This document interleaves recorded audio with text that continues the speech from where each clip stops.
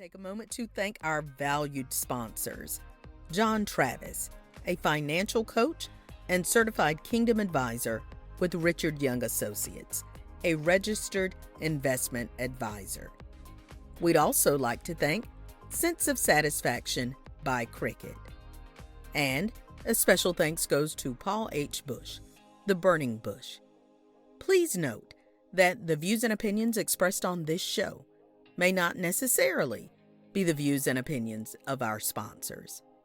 And if you would like to sponsor, please reach out. We'd love to have you.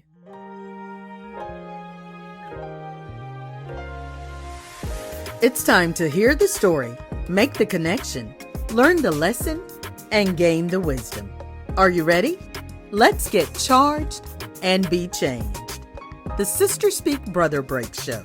Conversations on grace, healing, and deliverance. This is Marcy Bush. Come on, let's journey together. Hello, and thank you for joining us for the Sister Speak Brother Break Show. As I always tell you, I have a special guest, but if I could find some other adjectives to put in front of that, I would. This person is so special to me. He is my first cousin and one of my favorite cousins. Shh, don't tell nobody. And I just love him. I love him. And it's a little crazy. We grew up in the same, he's older than me, but we grew up same family, kind of same neighborhood, a little away, but I don't know a whole lot about him personally. And so, as you learn today, I'm going to learn about some of the things that actually make him admirable. I love him. I am drawn to him. But sometimes we just don't know the journey that made a person who they are. So, join me today as we find out the journey of Finace Bush Jr. Hello, hello. Hey, sweetie. How you doing? I'm good. How are you? I am great and always honored to be in your special presence. Well, thank you, sir. I can't be more special to you than you are to me. Oh, that's a blessing. Always. That's a blessing. Well, it's been a while ever since the Lord told me I'd be doing this. You've been on the list. Wow. And I always say it's just a matter of knowing when is the right timing. And sometimes I don't even know why it's the right timing, but the Lord knows. I ain't got nothing to do with his business. That's his business. I just need to obey. So I'm glad that you're here. You are an artiste extraordinaire, preacher, pastor, bishop, all the things, a husband, a father, a grandfather, an author, many times over, so many things. But I'm grateful that today you've agreed that all of that is back burner. Yes, ma'am. You're going to tell us the journey. And I think for me, what's so important about knowing the journey is that for many of us, we look at people who we admire. We look at people that there are parts of them that we aspire to be like, but we think that it's so distant from who we are. But it's because we don't take the time to find out you're flesh and blood. Yeah. Just like me. Yeah. You've had struggles similar to, greater than, whatever. But if we always look at where you are and don't know how you got there, it keeps us in a place where we're like, well, I don't know if I'll ever get there. Yeah. So today, you're going to let us know some of the things that you went through, and I'm grateful for that. Beautiful. So, I want you to start with Finace June, Lil June. Lil June? Lil June. Tell me about Lil June. Lil June was a very, I'm going to say it like this, a simplified, complicated person. Okay. I was simplified in the presence of other people. Mm-hmm. But in my case, I was complicated in myself. Okay. The reason why I can say it like that now, it's because I've learned that hindsight is always 20/20. Yes. I didn't always know that. But the reason I call myself, again, simplified in front of people was because I was always the person that you could depend upon. I was the person who believed in having fun, doing whatever I do to empower myself, but not at the expense of others. I always not wanted, but needed people to be just as relevant as I was. Okay. I really needed it. So because of that, young Finace would find little glitches in people's character or view of themselves, or things that, materialistic things they did not have comparable to mine. And I would try to balance the scale, generate some equilibrium, so that they would feel as good about fellowshipping with me as I did with them. Okay. Because I learned early on that things have a way of separating people. And how did you do that? So I would steal from my family. I was the young Robin Hood in my own house. I would literally hear my siblings saying, I can't find my socks, I can't find my shoes, I can't find my shirt, I can't find, June, where is this or that? And it'd be gone because I had invested it in someone else that I cared about. And so people who were my friends, I always needed them to be equal to me. And so that left me with a stain, Marcy, in life, where I think I sort of started growing a kind of God complex. Where I started so needing it to happen until I would be disappointed when I would make certain investments in people, and it didn't seem as if their life corresponded with what I was expecting from the seeds I would sow. And so, because I just wanted to have people that I could be comfortable around, that would be comfortable around me. Now, it sounds like I've gotten away from me, but that's who I was. I felt like I didn't enjoy life unless I was making life something that other people could enjoy, that I had access to. And it didn't matter what your color was, didn't matter what your gender was. I had as many female friends as I did male friends. In fact, I had far more female friends because me growing up, the young girls could trust me. I didn't need to explore my sexuality to their demise. That wasn't, I wanted them to feel good about me.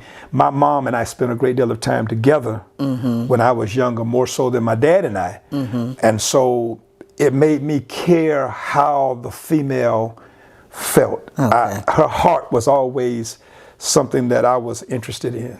And her not bleeding more than she should was something that I took ownership of. So, you know, that's young Finace. What was your thought life like? Say any given night, you're laying in the bed before you get ready to go to sleep. Where was your mind? Who will I be? How will my life end? I don't know why I started feeling like that early on. So I started exploring everything. Hunting, fishing, everything my dad did, I tried it. And so if he was good at it, I just believed I would be good at it. And so he saw that, took interest in me, and started investing in me. I became a gardener because of my dad. I became not just a gardener, I can do a real garden. And your father also played a hand in that. I became a carpenter, not just a carpenter. I took my dad's skill to another level. In fact, I'm a professional interior designer because of that. I can build a structure from beginning to end.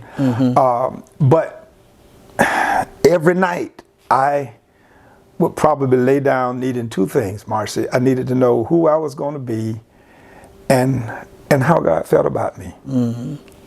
Because the other side of that is I didn't feel good about myself. So I was always on a quest. Early on. And what were some of the things that attributed besides, I know the enemy just plays with us. Yeah. But what were some of the things that attributed to you not feeling good about yourself? Never fit in.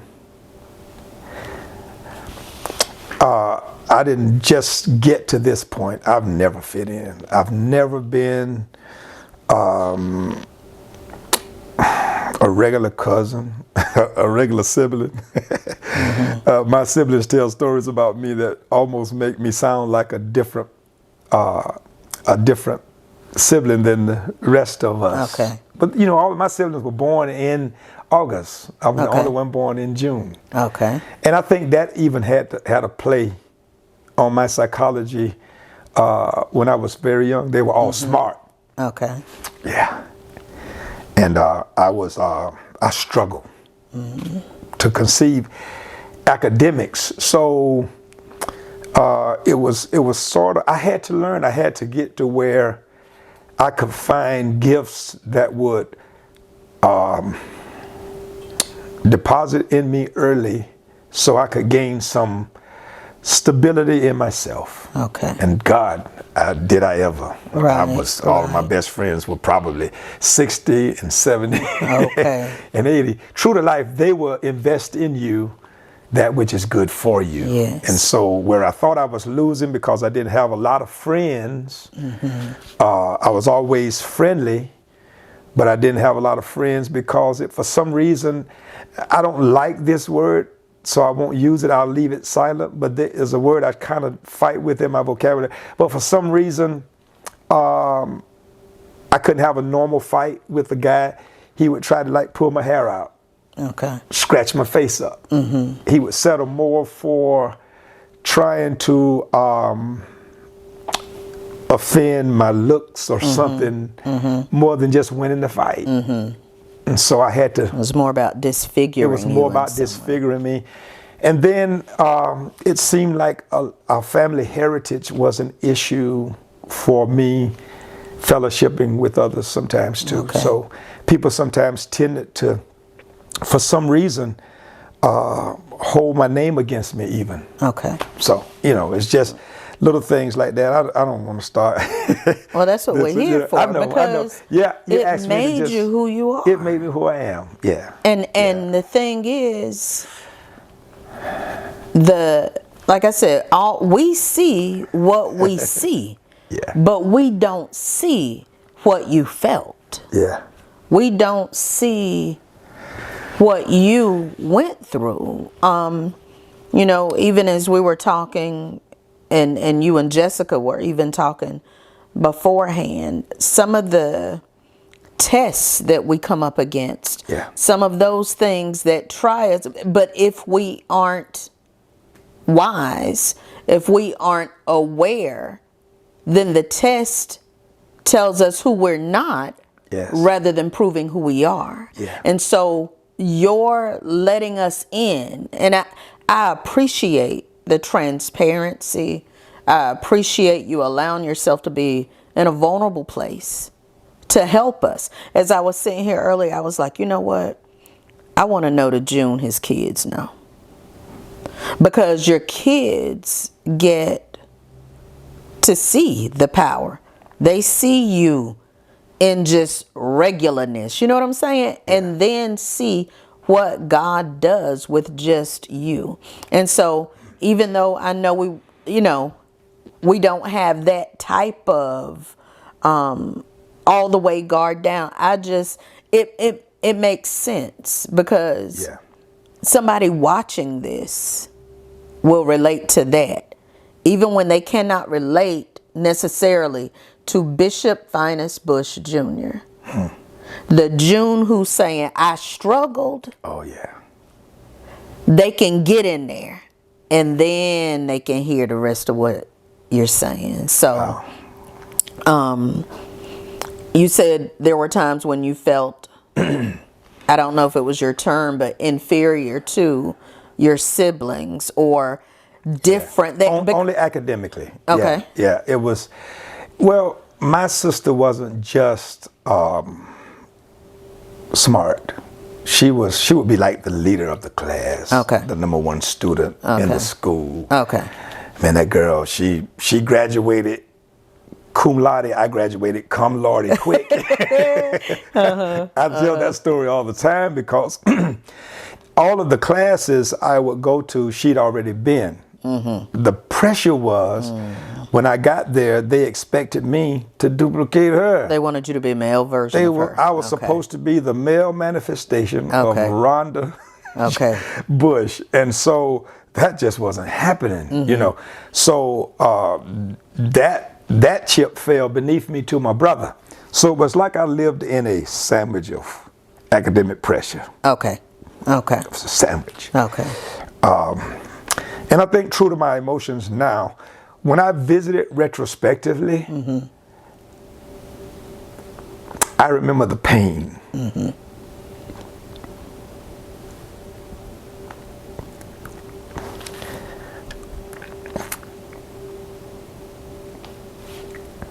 I remember the anguish.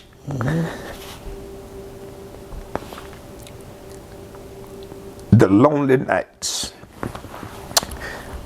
Will I ever be able to do what they do academically? Right. I don't know if people know what it's like to have a sister that's exceptional and a brother that's just as exceptional. And then you're in the middle. And you're gifted, but you have yet to discover what your gifts are. And so it took circumstances relevant to my essence that demanded I gain insightfulness early. So by the time I was 8, 9, 10 years old, I could very easily remember often hearing people say, wow, where'd you get that from? That is so wise. Because I had to learn things. My mom said I learned spiritual truth and I had biblical understanding while I was struggling academically. So she couldn't understand on late Saturday nights when she and I would talk how it was that I could be so scripturally astute. I could say things that she'd never read in the Bible. We would open the book and find it, and she said, how'd you learn this? But then if the book was given to me for math and English and all that stuff, then it was a maze. The mind did not retrieve it. It was almost as if my conceptual ability was something I had to really work for. And so it put me in a situation where, when I say I had a simplified complexity, I made it easier for you to fellowship with me because it was so difficult for me to enjoy me internally. And so for the first few years of my life, all of my enjoyment was external. And so I wore the mask before I learned that it was not essential. So now, you know, even though I'm crying, transparency is no problem for me. Because it was my freedom. It gave me my freedom. It gave me power over myself. And when I gained power over myself, Marcy, then people no longer, and people nor their expectations no longer, they're no longer able to hold me captive. Because I do not live in prison to myself. So that was the first part of my first 8, 9 years of my journey. But you know, in the 4th grade, something interesting happened. I had a teacher named Miss Pilot, and never will forget when I went to her class, and there was only a few blacks there. I think the ratio may have been like about 5 or 6 to 1. We were the year before the schools integrated. So I'm sitting there in class, and I'm thinking to myself, my God, this work is difficult. She's expecting me to know what's in this book. So we left the black school, got in the white school, and we were in Vixen. And so I went home, and on this particular day, my brother actually solves this problem for me because during that time, we had to do homework and house chores before we could play. Okay. We were good athletes. Dad made everything accessible for us. Our parents, one thing they were so good at was making sure that there was a platform or a launching pad for our rise in life. That's the joy of knowing who my parents were. Okay. But Marcy, on this particular day, my brother solves a problem. I go out and play, but it's bothering me. I end up in school the next day, and who gets called up to the front of the class but me? Okay. Now, all these days have gone by, weeks, never called. But this day, I got the problem right. She wants me to go to the board. And I'm like, what? I mean, I was traumatized. And so, just as it was time for me to go to the board, she said, well, we're not going to have time, Finace. Sit down. And that's when you knew God does answer prayer. Girl, I'm telling you, this was 4th grade, and I thought I was going to really be shamed. And I was about to walk out the door, and Miss Pilot says, Finace, you stay here. And I stay back. I stay back for a moment, and she sits down. She says, sit down. I sit down. And she says to me, she said, Finace, let me tell you something. What I'm about to say to you isn't just true about you in this class setting. She said, I'm about to tell you that ever since I've been a teacher, you are the most persistent student I have ever met. She said, not just taught, but met. I said, wow. She said, I said that because it's important. You're not your sister. She said, but if you keep being as persistent as you are, nothing is going to detour you in life. And she said, here's what I guarantee you, Finace. She said, you're going to learn the basics. And when you learn the basics, a day will come when you will be Rhonda's teacher. Because your struggle to conceive the basics is going to teach you the inner workings of life that the smart don't have. And you will see life from a perspective that only a few do. And Marcy, I left there that day thinking, Lord, what is this? Right. And so the next year, 5th grade, I'm in school. Miss Pilot became an asset, man. She would work with me. This woman, now the interesting thing is her name is Miss Pilot. Yes. And what became comical for me later on in life was that God showed me that he used the pilot to jumpstart the initiation of my understanding of who I was. Listen, I'm telling you, the 5th grade, my sister has a small dilemma. She needs to have a car drone for a project at school. I've never done any art. Wow. And for some reason, I'm sitting at the same table where my brother solved the problem for me, dining room table. And today, she says, June, draw me a car. And I'm like, draw you a car? I took the media and drew not just a car, I drew a 3-dimensional looking car that looked like someone took a picture of a police car. The mere model was there on the page.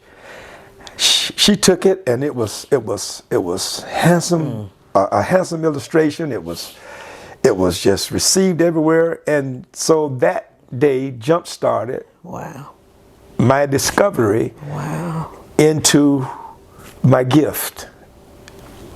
Little did I know that I would end up winning a scholarship to the University of Kansas. And the first week there, I get diagnosed, or the first quarter there, I get diagnosed with a gift called a static awareness, which is the ability to use any media without practice. So you give it to me. I have a knowing. It's kind of like and this isn't preacherish, but John said, you have an anointing from the Holy One, and you know all things. When you really deal with that in the Greek, he's talking about that knowing is that you have a relationship with the gift that's in you that you have to learn how to abide in, because it will bring you to self-empowerment. And when I tell you that day ignited something that helped me to become worth something to me. Yes, yes. I never will disregard the importance of that experience of my elder sister using that occasion to help me discover that I was an artist. Wow. All of that just blew me away, because even thinking about how you said, just Miss Pilot taking a moment did so much. It planted a seed that you couldn't even fathom. It gave you liberty that you were seeing, that she saw the effort, and just sometimes people don't understand how just 2 minutes can change your life. Yes, that's good. I like that. Just taking a moment, and that's so big. Somebody outside your house, outside your community, a Caucasian woman, yes, who didn't have to take the time to do it because she had a classroom full of students. And so many times we see something, we recognize it, but we never address it. A lot of times, all someone needs is a little validation. That's all. A little something saying, I see you. That's so good. Don't stop trying. And we miss those opportunities a lot of time. Yeah. We see it, but we never address it. And sometimes all somebody needs is that thing to pierce through them and connect with what's in them to get it to growing. Yes. And then how you said Rhonda did with just draw me a picture. The little things, it's not even the huge thing, the little, Marcy, what would seem like haphazard. She initiated that act. Thanks so much for joining us today. If you've been blessed by today's show, feel free to let us know. And if you'd like to sow into this ministry, become a sponsor, or contact us, you can reach us at 803-221-0169. Or you can email us at thessbbshow@gmail.com. Let's continue this journey. Catch up on past shows on my YouTube channel at Marcy Bush, MarceyBush. And be sure to subscribe so you won't miss any future episodes.